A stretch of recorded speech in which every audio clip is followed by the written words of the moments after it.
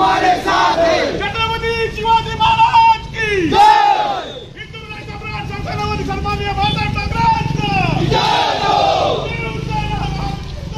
जय हो।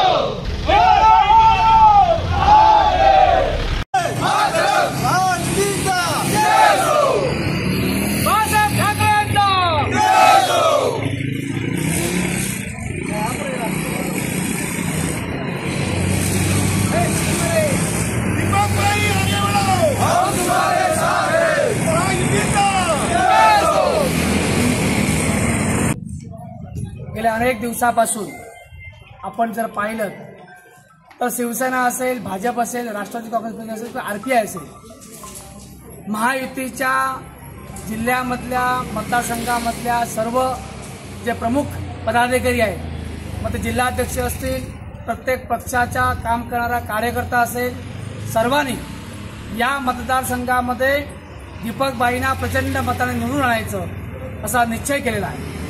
आणि हा निश्चय करत असताना आपण जर दर दिवशी ज्या पद्धतीनं शिवसेना पक्षामध्ये उभाटा गटातील अनेक मंडळी शिवसेनेमध्ये प्रवेश करतायत, भाजपचे सर्व जे पदाधिकारी आहेत ते आदरणीय राणेसाहेब असतील, आदरणीय पालकमंत्री महोदय असतील, सर्वांच्या नेतृत्वाखाली त्यांनी आदेश दिल्यानंतर गेल्या अनेक दिवसापासून असा एक माहोल झालेला आहे की शिवसेना आणि भाजप परत एकदा या महाराष्ट्रामध्ये सरकारमध्ये येणार असल्यामुळे सातत्याने अनेक विचार आपले बाजूला ठेवून आपण आज या महाराष्ट्रामध्ये परत एकदा सत्ता आणण्यासाठी महायुतीचे उमेदवार म्हणून दीपकबाई केसरकर यांच्या मागे उभं राहिलं पाहिजे, अशा पद्धतीचं काम हे शिवसेना असेल, भाजप असेल आणि राष्ट्रवादी काँग्रेस पक्ष हे सातत्याने या मतदारसंघामध्ये तीनही तालुक्यामध्ये करत आहे। त्यात करून विशेष करून मला असं सांगायचं आहे की शिवसेना पक्षाचा युवा संघटना असेल, भाजपची युवा मंच असेल, सर्वांनी या मतदारसंघामध्ये, या तालुक्यामध्ये आणि या शहरामध्ये मोठ्या उत्स्फूर्तपणे दीपकबाईंचं काम करत आहेत।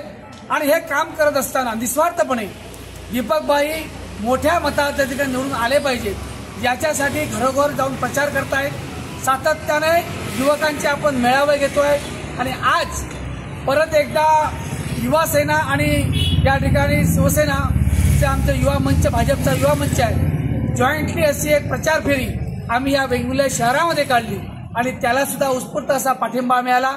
मला खात्री आहे की ज्या पद्धतीनं दीपकबाईंनी गेल्या 3 टर्ममध्ये या विधानसभा मतदारसंघामध्ये काम केलेलं आहे, ज्या पद्धतीनं लोकांच्याकरिता सातत्याने वेगवेगळे प्रश्न हे विधानसभेच्या माध्यमातून सोडवले आहे आणि ते सोडवल्यानंतर खऱ्या अर्थाने या मतदारसंघामधले युवक असतील, युवती असतील, महिला वर्ग असेल, त्याच्यामध्ये बचत गट असतील, त्याच्यामध्ये शेतकरी असतील, या मच्छीमार असतील, सर्व मंडळी एक दिलाने आज दीपकबाईंच्या मागे उभी आहेत।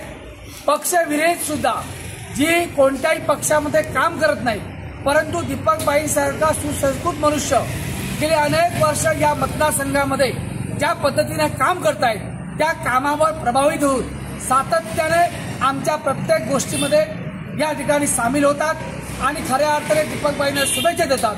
त्याच्यामुळे मला खात्री आहे की जी युवा सेना आहे, जो युवा मंच आहे, हे सगळेजण आमच्या विरोधी कोण उभे आहेत हे बघण्याची आवश्यकता नाही, त्यांना किती मतं पडणार हे सुद्धा बघण्याची आवश्यकता नाही।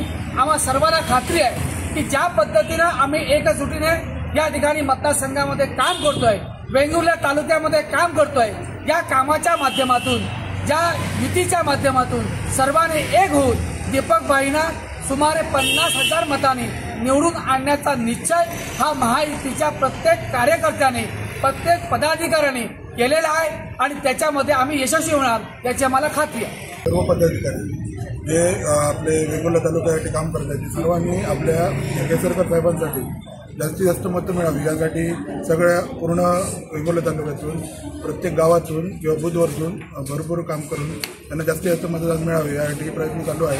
आणि ते मतदान जास्तीत जास्त 50,000च्या फरकाने किंवा 1,00,000च्या फरकाने येतील एवढी फसवली आहे। युवा सेना असेल किंवा युवा मोर्चा असेल तर प्रत्येक वेळी गाव बैठका घेऊन प्रत्येक गावागावामध्ये पोहोचलो आहोत आणि प्रत्येक गावातून जास्तीत जास्त लीड कसं दीपक भाईंना भेटेल, जी शिवसेना असेल, भाजप असेल आणि राष्ट्रवादी असेल की RP असेल, या महायुतीच्या माध्यमातून गेली 2.5 वर्षाची विकास कामं झाली आहेत. त्या विकास कामाच्या जोरावर प्रत्येक मतदाराकडे भर पडली. कमीत कमी 50,000च्या मताधिक्याने दीपक भाई निवडून येतील याची आम्हाला गॅरंटी आहे. आणि त्याबद्दल आम्ही प्रत्येक युवांना असेल किंवा ज्येष्ठांना असेल आम्ही एवढंच विनंती करतो की जास्तीत जास्त दीपक भाईंना मतदान करा आणि जास्तीत जास्त मतदारांना दीपक भाईंना निवडून आणा. शिवसेनेच्या माध्यमातून ते ज्यांना काही दिसायचे होते त्यांना आज दिसलेले आहे. विरोधक कोण आहे हा आमच्या पुढे प्रश्नच नाही आहे. मुळात दीपक भाई हे किती मताधिक्याने विजयी होणार हाच आमच्या पुढे असणारा प्रश्न आहे. बाकी विरोधक कोण त्यांची पर्वा आम्ही करत नाही. जी काही युवा शक्ती, जो एक भ्रम पसरला होता की युवा शक्ती ही दुसऱ्या गटाच्या बाजूने आहे, ती आज सर्वांचा भ्रम दूर झाला असेल असे या निमित्ताने मी सांगू इच्छितो. आणि दीपक भाई येणाऱ्या 23 तारखेला मोठ्या मताधिक्याने निवडून येतील याची मला खात्री आहे. आणि याबद्दल मी सर्व मतदारांना, सर्व युवकांना आवाहन करतो की खऱ्या जो कोणी जो आपलं विजन जो बघतो, ज्याच्या डोळ्याकडे विजन आहे, नुसते डोळे असून चालत नाही तर विजन असणं खूप महत्त्वाचं आहे. ज्याच्याकडे विजन आहे त्यालाच तुम्ही पाठीशी खंबीरपणे उभे राहा. आणि या मतदारसंघात हे विजन फक्त आपल्या दीपक भाईंकडे आहे. त्यामुळे सर्व युवा शक्तींनी दीपक भाईंच्या पाठीशी राहावं अशी मी त्यांना विनंती करतो. आमचे दिवसभरातले सर्व अपडेट्स, ताज्या घडामोडी आणि थेट लाईव्ह पाहण्यासाठी सबस्क्राईब करा, लाईक करा कोकणचं नंबर 1 महा चॅनल कोकण 7 लाईव्हचं YouTube चॅनल.